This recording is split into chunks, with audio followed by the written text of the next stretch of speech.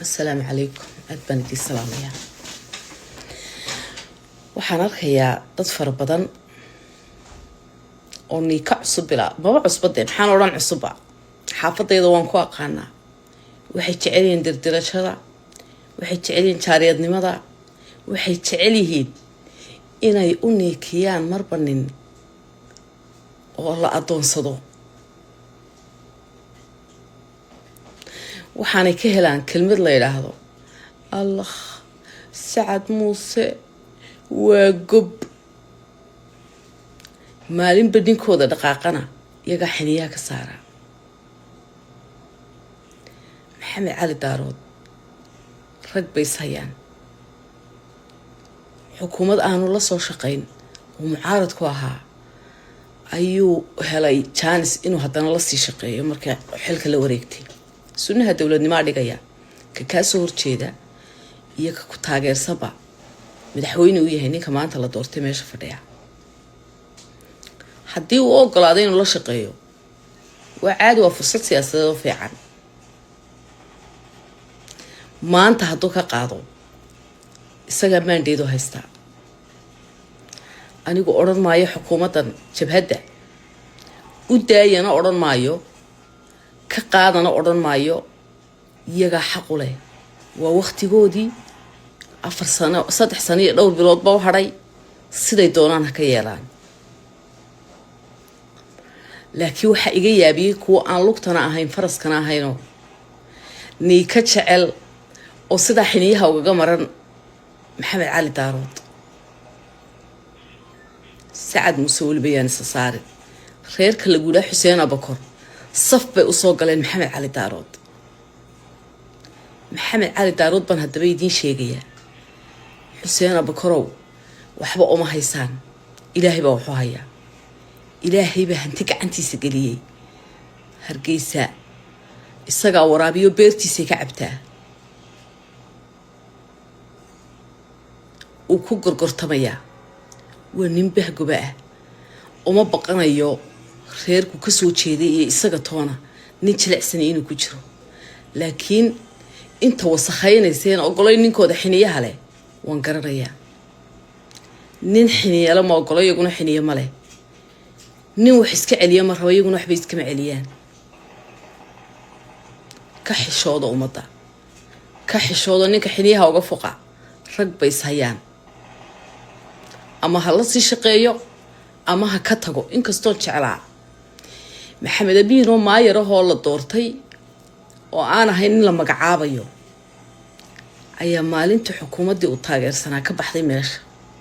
si sharaf iyo karaamo leh intii isaga dhiibay ka wareegay Maxamed Cali Daarood horta taasaan la jeclaa inuu sameeyo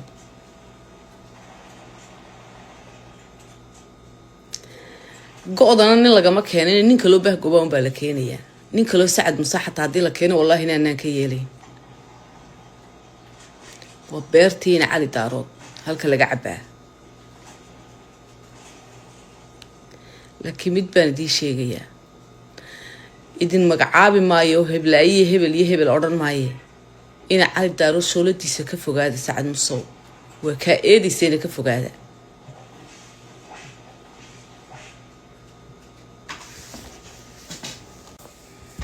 السلام عليكم أدبنتي السلام يا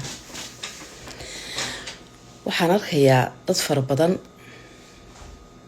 oo niika cusub bila baba cusbadeen waxaan oran cusuba xaafadayda waan ku aqaanaa waxay jecel yihiin dirdirashada waxay jecel yihiin jaariyadnimada waxay jecel yihiin inay u niikiyaan marba nin oo la adoonsado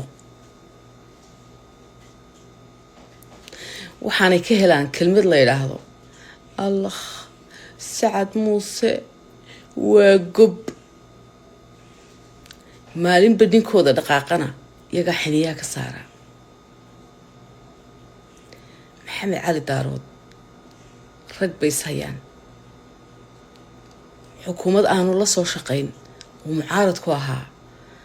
ayuu helay chance inuu haddana la sii shaqeeyo marka xilka la wareegtay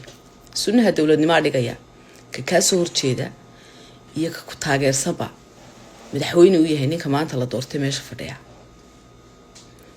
haddii uu ogolaaday inuu la shaqeeyo وعادي وفرصة سياسة في عن ما أنت هدوك قاضو isaga maandheedu haystaa anigu odhan maayo xukuumaddan jabhadda u daayana odhan maayo ka qaadana odhan maayo iyagaa xaq u leh waa waqtigoodii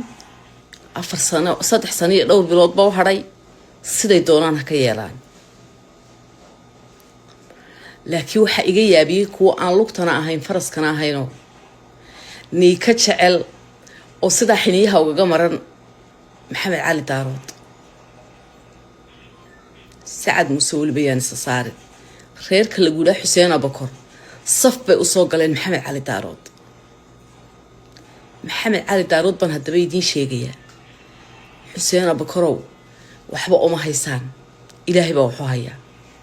إلهي بهنتك أنتي سجلية هرجيسا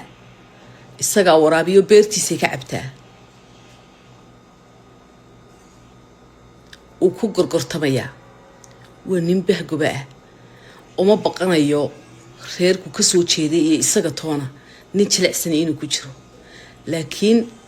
inta wasakhaynayeen ogolay ninkooda xiniyaha leh waan garanayaa nin xiniya la ma ogolay iyaguna xiniya ma leh